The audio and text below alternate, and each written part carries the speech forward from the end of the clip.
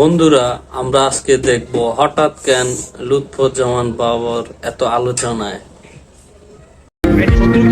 না, শত্রু identified, we are open, we are looking for শত্রু। কথায় বলে বাপেরও নাকি বাপ থাকে। পার্শ্ববর্তী যে দেশের ইশারায় এতদিন বাদুর নাচ নেচেছে শেখ হাসিনার সরকার, সেই দেশটির বুকে একসময় ভয় ধরিয়েছিল বাংলাদেশের একজন। তার কারণে বাংলাদেশের দিকে চোখ তুলে তাকানো তো দূরের কথা, সে সময় তার নাম শুনলেও হাঁটু কাঁপত পার্শ্ববর্তী দেশের দাদাদের।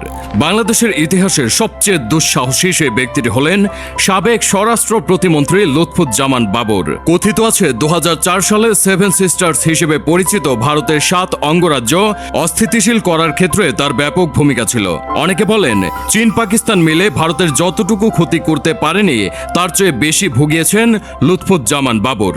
2004 সালে ভারতের এই 7 অঙ্গরাজ্য মূল ভারত থেকে আলাদা হতে বিদ্রোহ করে। তখন সেখানকার আন্দোলনকারীদের 10 ট্রাক গোলাবারুদ, রকেট লঞ্চার সরবরাহ করার বন্দোবস্ত করেছিলেন এই বিএনপি নেতা। সেই অস্ত্র জায়গা মতো পৌঁছাতে পারলে 7 সিস্টার্স থেকে স্টেপ সিস্টার্সে পরিণত হয়ে যেত ভারতের এই 7 অঞ্চল। তখন স্বাভাবিকভাবে এই অঞ্চলের শাসনভার বাংলাদেশের আয়ত্তে চলে আসত, কিন্তু শেষ পর্যন্ত সেটি করা সম্ভব হয়নি।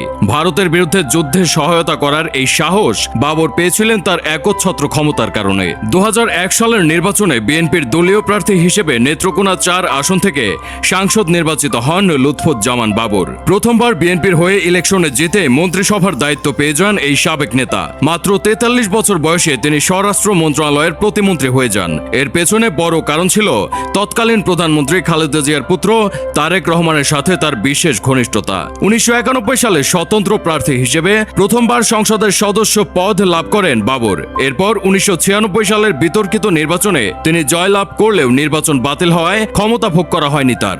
2001 সালের নির্বাচনে পুনরায় বিএনপির মনোনয়ন পাওয়ার আশায় তিনি তারেক রহমানের সাথে সখ্যতা গড়ে তোলেন। প্রধানমন্ত্রী খালেদা জিয়াও তাকে প্রচুর স্নেহ করতেন। সেই সুযোগ কাজে লাগিয়ে তিনি মন্ত্রিসভার পদ বাগিয়ে নেন এবং অল্প সময়ের মধ্যেই ক্ষমতার কেন্দ্রবিন্দুতে চলে আসেন। ক্ষমতা প্রয়োগের ক্ষেত্রে তিনি কিছু পূর্ণ মন্ত্রীকেও ছাড়িয়ে যান। বলা হয়ে থাকে তার দায়িত্বকালে ভারত বাংলাদেশ সীমান্তে সবসময় অস্থিরতা লেগেই থাকত।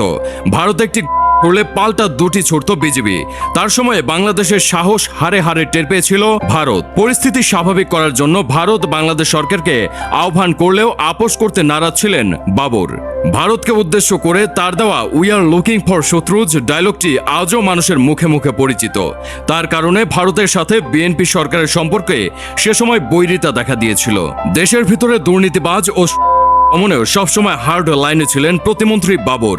তার দায়িত্বকালে বিএনপি সমর্থিত অনেক দুর্নীতিবাজকেও আইনের আওতায় আনা হয়। রাজনীতিতে আসার আগেও দাপুটে জীবনযাপন করেছেন বিএনপির এই খ্যাপাটে নেতা। 1958 সালে নেত্রকোনায় জন্মগ্রহণ করেন লুৎফুজ্জামান বাবর। তার প্রাতিষ্ঠানিক শিক্ষা ছিল এইচএসসি পর্যন্ত।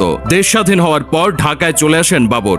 কথিত আছে 80-র দশকে বাবর ঢাকা বিমানবন্দর কেন্দ্রিক ব্যবসার সঙ্গে জড়িত ছিলেন। এই ব্যবসা থেকে তিনি প্রচুর অর্থ সম্পদ গড়ে তোলেন। 2008 সালে আওয়ামী লীগ ক্ষমতায় আসলে তাকে একাধিক মামলার আসামি হিসেবে অভিযুক্ত করা হয়। 21 আগস্টের গ্রেনেড মামলায় জড়িত থাকার দায়ে 2018 সালে তাকে মৃত্যুদণ্ড দেওয়া হয়। 2004 সালে ধরা পড়া 10 ট্রাক অস্ত্রের চালান মামলায়ও তাকে ফাঁসির দণ্ড দেওয়া হয়। তো বন্ধুরা, ভিডিওটি কেমন লাগছে কমেন্ট করে জানাবেন।